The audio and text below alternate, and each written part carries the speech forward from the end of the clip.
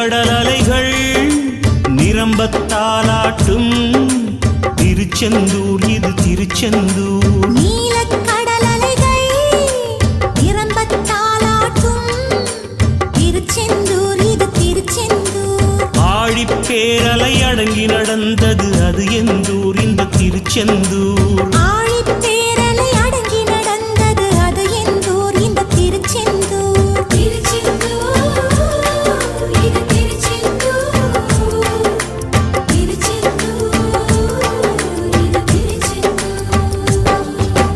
நீலக்கடல் அலைகள் நிரம்பத்தாலாட்டும் திருச்செந்தூர் இது திருச்செந்தூர். நீலக்கடல்